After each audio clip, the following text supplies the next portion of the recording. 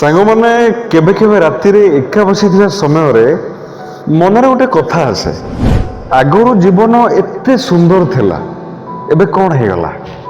ଯେତେବେଳେ ଆମେ ଛୋଟ ଥିଲୁ ସେତେବେଳେ ଛୋଟ ଛୋଟ କଥାରେ ଖୁସି ମିଳୁଥିଲା।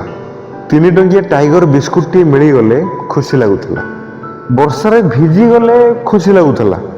ସାଙ୍ଗମାନଙ୍କ ସହିତ ଟିକେ ଖେଳିଦେଲେ ଖୁସି ଲାଗୁଥିଲା। ନା ସେତେବେଳେ ଡିପ୍ରେସନ୍ ଥିଲା, ନା ଆଞ୍ଜାଇଟି ଥିଲା, ନା ଫ୍ୟୁଚର ଟେନସନ୍ ଥିଲା।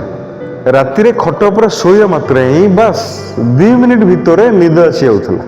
କିନ୍ତୁ ଧୀରେ ଧୀରେ ଆମେ ବଡ଼ ହେଲୁ, ଆଉ ସେଇ ଶାନ୍ତି କୋଉଠି କେଜାଣି ଉଭେଇଗଲା। ଏବେ ସକାଳୁ ଉଠିବା ମାତ୍ରେ ହିଁ tension start. Career tension, money tension, family tension, relationship tension. ଆଉ ସବୁଠୁ ଡେଞ୍ଜରସ୍ କଥା କ'ଣ ଜାଣନ୍ତି? ଆମେ ବାହାରୁ ହସୁଛୁ କିନ୍ତୁ ଭିତରୁ ଭାଙ୍ଗି ଯାଉଛୁ। ଆଜି ମୋବାଇଲ ଅଛି, ଇଣ୍ଟରନେଟ୍ ଅଛି, ଏଣ୍ଟରଟେନମେଣ୍ଟ ଅଛି, କିନ୍ତୁ ଶାନ୍ତି ନାହିଁ। ଆଗରୁ ଆମ ପାଖରେ ସବୁ ଜିନିଷ କମ୍ ଥିଲା କିନ୍ତୁ ମନରେ ଶାନ୍ତି ଥିଲା।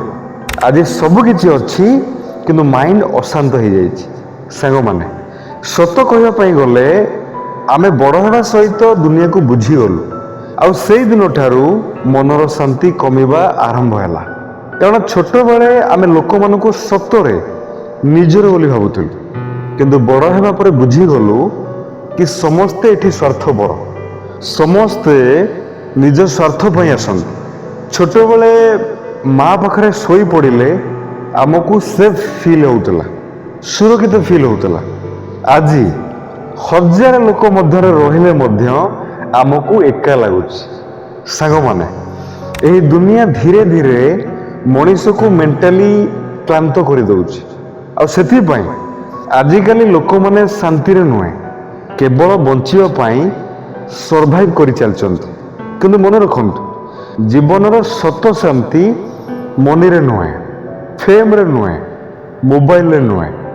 ଶାନ୍ତି ମିଳେ ଯେତେବେଳେ ମଣିଷ ନିଜ ମାଇଣ୍ଡକୁ ଶାନ୍ତ କରିବା ଶିଖିଯାଏ। ସେଥିପାଇଁ କେବେ କେବେ ମୋବାଇଲକୁ ସାଇଡରେ ରଖ, ପୁଣି ସେଇ ଛୋଟବେଳକୁ ଫିଲ୍ କରିବା ପାଇଁ ଚେଷ୍ଟା କର। କାରଣ ସାଙ୍ଗମାନେ, ଜୀବନରେ ଟଙ୍କା ଇନକମ୍ କରିବା ସହଜ ହେଇପାରେ, ଲୋକମାନଙ୍କୁ ଇମ୍ପ୍ରେସ୍ କରିବା ମଧ୍ୟ ସହଜ ହେଇପାରେ, କିନ୍ତୁ ନିଜ ମନର ଶାନ୍ତିକୁ ବଞ୍ଚାଇ ରଖିବା ସେଇଟା ହିଁ ସବୁଠୁ ବଡ଼ ଚ୍ୟାଲେଞ୍ଜ ହେଇଥାଏ। ଆଜିର ଦୁନିଆରେ ସମସ୍ତେ ବାହାରୁ ହାପି ଦେଖାଯାଆନ୍ତି, କିନ୍ତୁ ଭିତରୁ ଅନେକ ଲୋକ ଚୁପଚାପ ଭାଙ୍ଗୁଛନ୍ତି। ସେଥିପାଇଁ କେବେ କେବେ ନିଜ ପାଇଁ ବଞ୍ଚ, ପୁଣି ସେଇ ଛୋଟବେଳର ଖୁସିକୁ ଫିଲ୍ କର। ମା ସହ ବସିକି କଥା ହୁଅ, ବାପାଙ୍କୁ ଆଲିଙ୍ଗନ କର, ନେଚରକୁ ଫିଲ୍ କର, ଆଉ କିଛି ସମୟ ମୋବାଇଲ ଠାରୁ ଦୂରେଇ ରୁହ।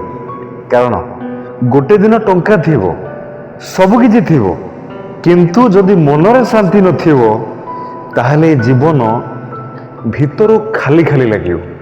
ସେଥିପାଇଁ ସାଙ୍ଗମାନେ, ବଡ଼ ଲୋକ ହେବା ପୂର୍ବରୁ ଭଲ ମଣିଷ ହେବାକୁ ଚେଷ୍ଟା କର, ଆଉ ନିଜ ଭିତରେ ସେଇ ଛୋଟ ପିଲାଟିକୁ କେବେ ମରିବା ପାଇଁ ଦିଅନି।